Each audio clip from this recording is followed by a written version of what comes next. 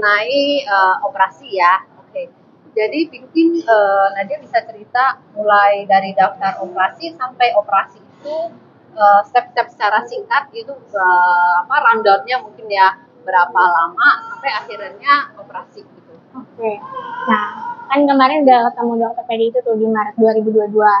Nah, estimasi antriannya itu dibilang yaitu Maret 2023, berarti sekitar setahun. 1 tahun ya. Ya, terus karena nggak ada pemeriksaan di awal, jadi udah tinggal ngurus berkas. Jadi dikasih resep gitu, suruh ke TU, bagian TU untuk daftar operasi. Udahnya pulang.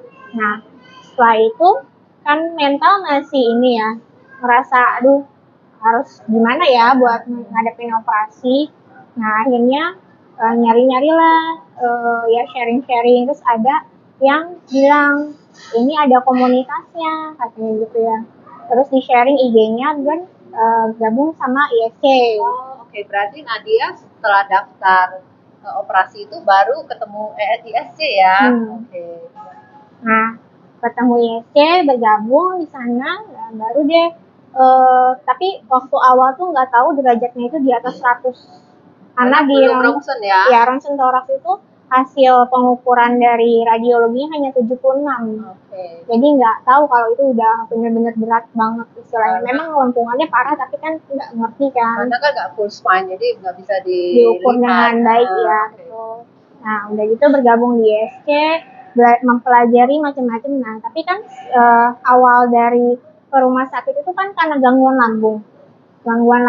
Nah, itu tuh masih belum selesai, masih banyak gejala kambuh-kambuh terus. Terus baca-baca di grup ISC itu ada tentang penguatan otot ya untuk ininya. Terus ada paru-paru juga. Terus ada pentingnya kadar vitamin D. Nah, di situ poinnya, titik baliknya lah istilahnya ya. Mulai deh akhirnya memutuskan untuk tes kadar vitamin D di bulan April 2022. Sebenarnya di April awal juga mulai muncul alergi. Awalnya nggak pernah alergi apa-apa, tapi kulit tuh urtikaria. Jadi tiba-tiba gatal tapi nggak tahu kenapa. Jadi nggak bisa beberes rumah sama sekali. Kena debu sedikit gatal. Berarti alerginya cukup mengganggu ya? Iya, mengganggu. Dan konsul ke dokter kulit pun katanya kalau nggak dihindari ya nggak bisa istilahnya gitu. Minum obat juga 2 hari gatal lagi, 2 hari gatal lagi gitu. Akhirnya disuruh tes alergi. Tapi sebelum tes alergi itu tes kadar vitamin D dulu. Dan memang hasilnya itu hanya 9. Oke, sangat-sangat rendah. Iya, sangat rendah. Karena minimal kan itu 30 ya, 30. Nah, terus dokter spesialis penyakit dalamnya memberikan ini resep vitamin D 5.000 IU awalnya, 5.000 IU. Nah, setelah itu ternyata pas minum vitamin D itu ternyata alerginya juga berkurang, jadi nggak jadi deh tes alerginya gitu. Dan ternyata sebulan setelah minum vitamin D pun gangguan lambungnya juga membaik, walau nggak langsung ya, nggak instan tapi perlahan membaik gitu. Jadi kamu merasakan manfaat secara langsung tuh langsung 2 ya. Jadi lambungnya membaik, alerginya juga sembuh ya kan? Iya. Tuh. Ditambah memang udah mulai yoga, exercise ringan yoga gitu di rumah. Akhirnya keluhan di punggung pun membaik. Oke, jadi selama 1 tahun berarti kamu persiapan secara mental, fisik, dan yang di-sharingkan di grup ISC itu banyak yang kamu terapkan ya untuk persiapan operasi ini. Oke. Akhirnya Kak Nadia itu rongsen di bulan apa? Baru tahu nih, aduh derajatnya udah segini gitu. Ya. Nah, setelah ngelakuin itu semua tadi kan itu kan butuh waktu juga kan berbulan-bulan. Di Desember 2022 di akhir sih tanggal 27, 26 Bu Syifa menghubungi lewat WhatsApp. Bu Syifa dari Fatmawati ya. Untuk datang dan dikasih jadwal untuk tes rangkaian tes untuk operasi. Tapi di situ udah ada tanggal operasinya, 14 Maret 2023. Nah, karena itu kan mepet ya. Itu kan akhir Desember, berarti artinya ke 14 Maret itu sekitar 2,5 bulan.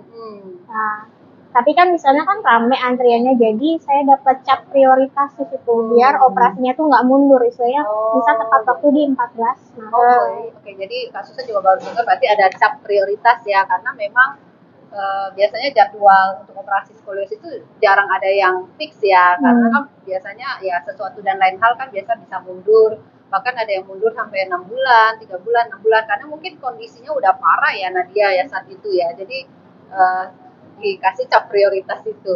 Tapi waktu di cap prioritas itu kamu udah tahu belum kamu berapa derajat? Belum. Oh, belum tahu. Nah, hari itu baru ronsen. Oh, tapi udah dicap prioritas ya? Iya, mungkin karena dokter tadi udah estimasi kali lihat si hasil ronsen toraks yang sebelumnya gitu. Okay. Jadi di datanya tuh udah termasuk yang berat lah istilahnya. Ya. Oke. Terus boleh lanjutkan. Abis itu ronsen. Ronsen, udah gitu Januari ini dulu. Sebenarnya banyaknya tuh jadwalnya tuh di Februari sama Maret awal. Januari tuh bener-bener kosong. Februari baru balik lagi, kan karena lumayan jauh kan jaraknya, jadi ngambil ronsennya juga pas ada yang harus diambil gitu, harus dikunjungi. Februari baru ngambil, nah hampir sama sih, nggak jauh beda sama ronsen toraksnya.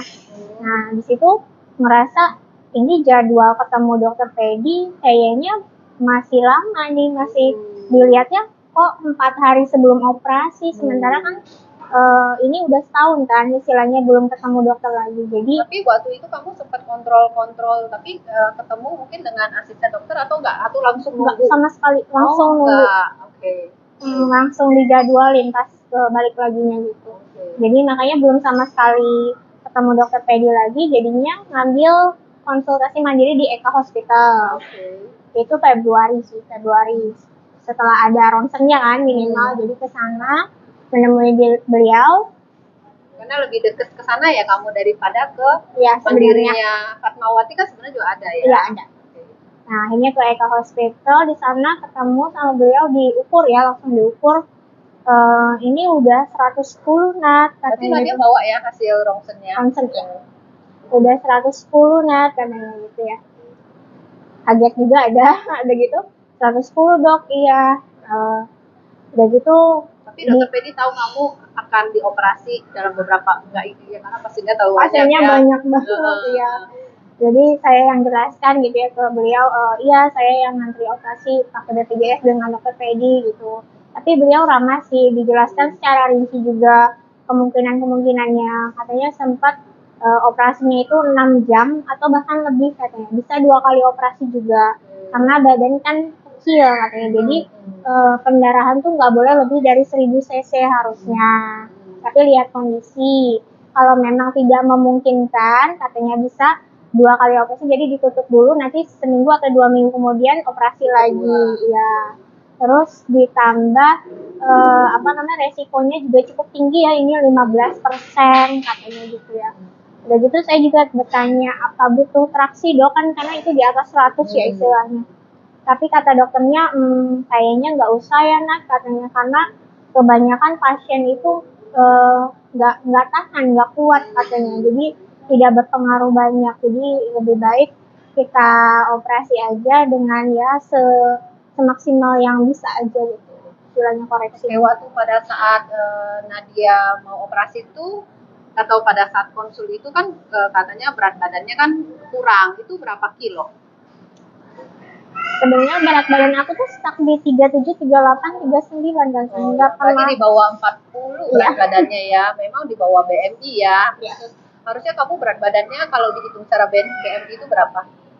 Mestinya mungkin harusnya 42 juga udah ini. Tapi ya nggak terlalu banyak untungnya ya, karena memang ada beberapa yang jauh di bawah Nadia sih gitu loh. Jadi kamu masih nggak terlalu jauh, memang masih di bawah, tapi mungkin tetap kan akhirannya tetap dijalankan operasi kan ya. Cuman ada berusaha menaikkan berat badan tapi mungkin nggak berhasil. Iya nggak berhasil, jadinya diusahakannya yang lain kan. Sempat baca-baca juga kalau HB itu harus agak lumayan tinggi, jadi 2 bulan setelah dapat panggilan Desember, Januari itu kontrol ke Paskes 2 penyakit dalam. Minta saran gimana caranya HB-nya agak tinggi, akhirnya dites darah dulu. Waktu itu HB-nya 11, akhirnya dikasih vitamin suplemen penambah darah sebulan kemudian Februari udah naik ke 13,1.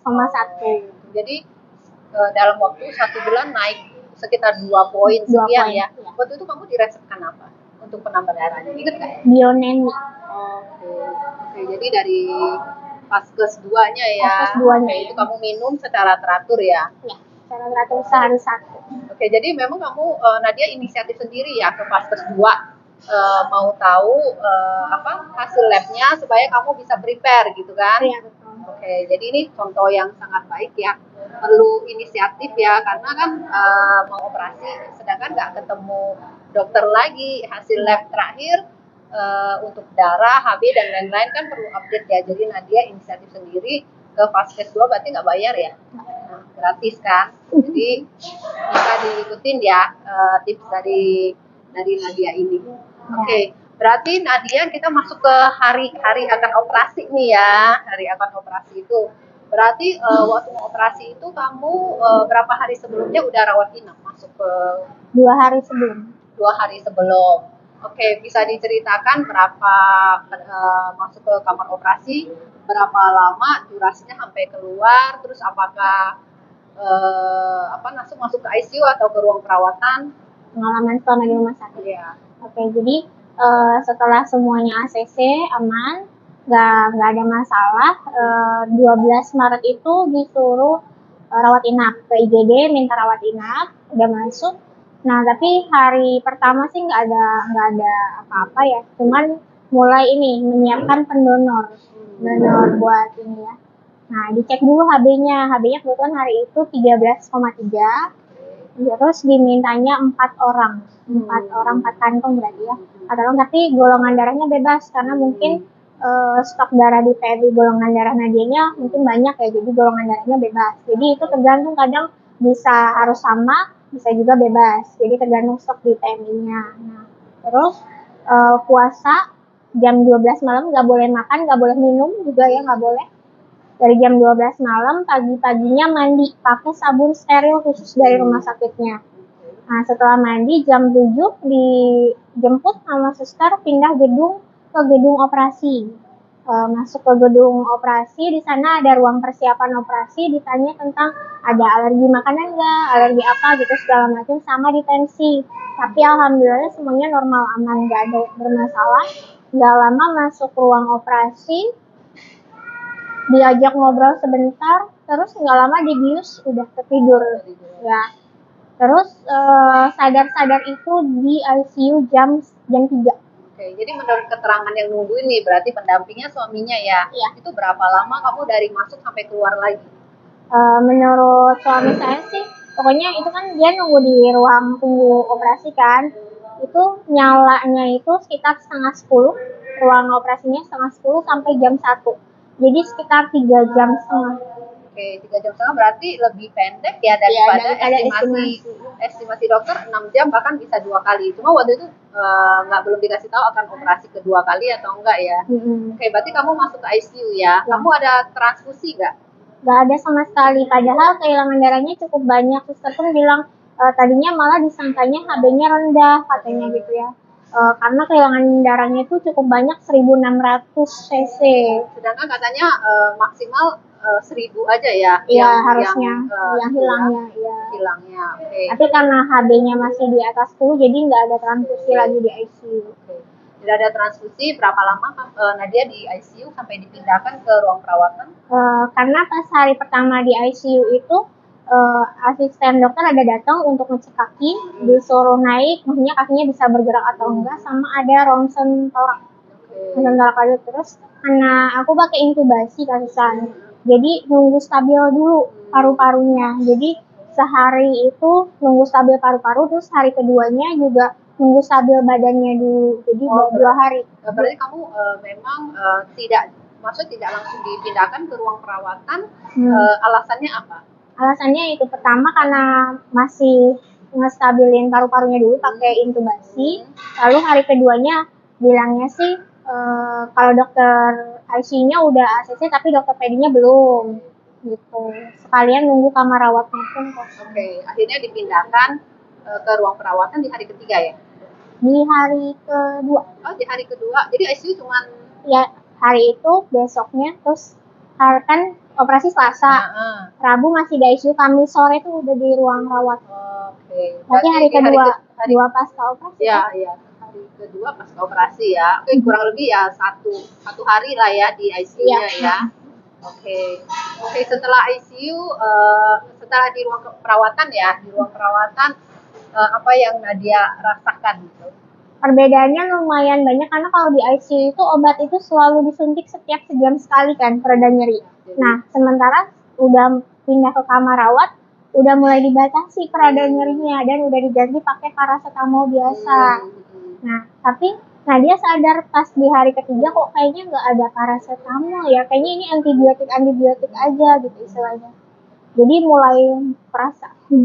Tapi di bagian jahitannya sih nggak begitu gimana, cuman mungkin memang nggak campur aduk juga karena ada kebetulan menstruasi juga, jadi ada kram perut, terus ada kram ototnya juga, pegel gitu istilahnya ya, sama masih benar-benar terasa banget sampai sempat nggak bisa tidur 3 hari. Jadi kalau skala sakit nih setelah dipindahkan ke ruang perawatan 1 sampai 10, kalau Nadia di angka berapa merasa sakitnya pasca operasi itu? Ada berapa ya? Cukup tinggi sih karena sampai nggak bisa tidur sama sekali. Berarti Siang 10 malam ya, udah maksimal ya. Karena siang malam bener-bener melek, nggak bisa tidur kan. Kamu sendiri itu termasuk orang yang tahan sakit nggak? Kalau menurut penilaian kamu sendiri? Enggak sih, manja. Ya? Oh, manja. Berarti ini buat 10-nya skala Nadia mungkin 5 buat yang intoleransinya tinggi ya. Jadi kan ini berbeda-beda ya. Jadi kurang lebih seperti itu yang Nadia rasakan. Oke. Oke, berarti selama kamu dirawat di ruang perawatan itu berapa hari? Berarti 9 hari. 7 hari. 7 hari berarti udah tuh boleh pulang. Udah boleh pulang. Jadi hari ketiga pasca operasi dokter rehab medik datang. Itu diajarin cara duduk. Kan karena nggak bisa langsung duduk gitu kan. Jadi ada caranya, cara duduk, terus pas duduk tuh rasanya masih berat banget punggung tuh ya. Dan gitu ukur korset. Harusnya korsetnya jadinya cuma sehari, tapi karena itu hari Jumat, jadi Sabtu Minggunya libur, jadi baru Senin jadinya. Itu pun Senin sore. Nah, jadi yang nggak bisa tidur tuh itu Jumat, Sabtu, Minggu. Nggak ada visit dokter juga kan karena weekend. Nah, terus hari Senin jadi korset, baru duduk pakai korset. Nah, harusnya fisioterapis pun datang hari itu, tapi kebetulan kamar aku keluar. Jadi baru ada hari Selasa itu pasca operasi hari ke-7. Betul, seminggu. Nah, itu baru sama fisioterapis belajar duduk, berdiri gitu. Jalan pelan-pelan. Nah, terus ada visit asisten dokter ortopedi bilangnya kalau kamu udah bisa duduk 2 jam, bisa ngelangkah sebentar, maksudnya nggak ada keluhan serius, kamu udah boleh pulang katanya gitu. Oke, berarti yang pertama kamu rasakan selain rasa sakit nggak bisa tidur, ada keluhan lain nggak yang Nadia rasakan selama 7 hari di rumah sakit? Paling saat duduk itu dari pinggang ke paha itu benar-benar nyeri atau kram atau gimana, udah nggak bisa dideskripsikan, pokoknya ada keluhan di situ. Jadi duduk pun paling 15 menit udah tiduran lagi gitu, jadi bolak-balik aja kayak gitu. Jadi otot itu di bagian kaki ke bawahnya itu ya terasa sakit yang nggak bisa dijelaskan ya. Mungkin karena selama ini juga tidak dilatih ya. Jadi setelah pasca operasi ternyata ada efek ke sana ya. Oke, sekolah semuanya nanti kita akan bahas lagi mengenai setelah Nadia pulang ke rumah ya, setelah pulang dari rumah sakit apa saja yang dirasakan dan informasi lainnya.